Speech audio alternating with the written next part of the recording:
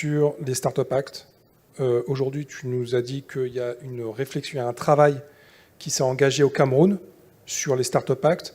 Est-ce que, selon toi, les Startup Act peuvent et devraient être une des solutions pour justement augmenter les niveaux d'investissement, rassurer les investisseurs et donner ce cadre qui permet de rassurer et aussi de répondre au problème qui était soulevé juste avant par rapport au rôle des femmes, qui reste trop sous-évalué dans l'écosystème? Okay, so I would just say that the Startup Act is just a small part of the solution because it's an act, right? The act needs to be adopted and need to be efficient.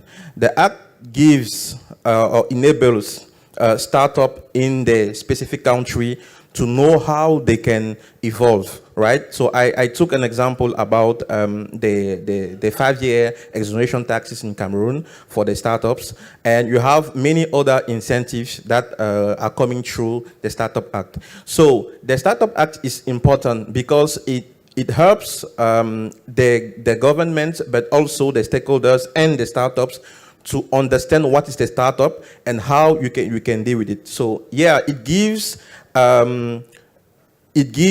a how can I say it, an ecosystem, a way to move and to be perceived also for the foreign investors or even the local investor to know how we can deal with startups.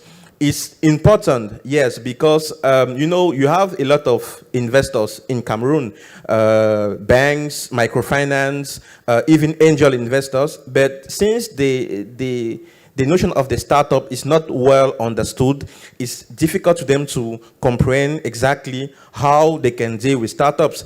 I will take an example in Cameroon. For the past 4 years, we did a lot of crowd equity funding in Cameroon. Like we had like more than 5 or 6 startups that did crowd equity in Cameroon. And at that time, it was perceived as an IPO. For the government was perceiving it as an IPO, but it's not an IPO, right? It's different. But the Startup Act enables for the government, the stakeholder to say, okay, when a startup have some funding, this is the different types of funding that a startup can have, and this is how we can treat it into our different customs. So yes, it's important, but I think it's just a part of the solution. I say again that education is, I think, is the key. Is really the key for us to evolve.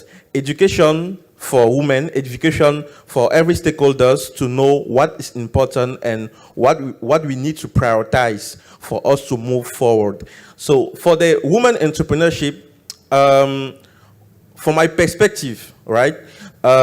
In PHILJOHN Technologies, our company, we have 40% of our staff are women, and even in the executive committee, 2 on 5 board members are women. So for us, it's very important to have different perspectives.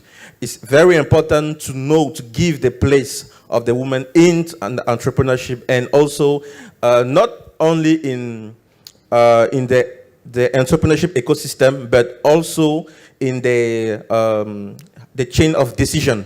That is very, very important. But because sometimes in government, they will say, okay, we helped, we did many incentives, we did many actions toward the women entrepreneurship, but they're not giving the power. They say, okay, maybe if you have 100,000 SMB or startups owned by women, they will say, okay, we shall give maybe a grant, or we have some felicitation about that, but they're not giving the power. Say, okay, in our committee, in our board chair members and everything, we should have maybe 2 or 3 or 4 or 5 women on the 10 seats that we can have. And I think that is a very important discussion that we need to have, and we men need to do better on that side. So I understand perfectly the different engagement that we need to have on those questions, and I think education is very important in what we do. I will just take another example. So we are based in Cameroon, right? But the first grant that we received as a startup in Cameroon was from Tony Elumelu in Nigeria, right? That 5,000 grant that we receive when you are a Tony Elumelu fellowship and everything, that was the first money, free money in quotes, that we received as a startup coming from a Nigerian investors and philanthropists. And when you have such actions, it gives some lessons to our own government and investors to say, okay, you are here in your country, you have very brilliant startups, very good projects, and you are not doing anything for them to evolve. It's the neighbor and other countries that are doing more than you, that you are with the same country with the startups. So, but things are changing, and I really believe that if we put in place a startup act, but also very strong education programs on each step of the ecosystem, it can really help us to move forward. Merci beaucoup. On peut applaudir Philippe. I go back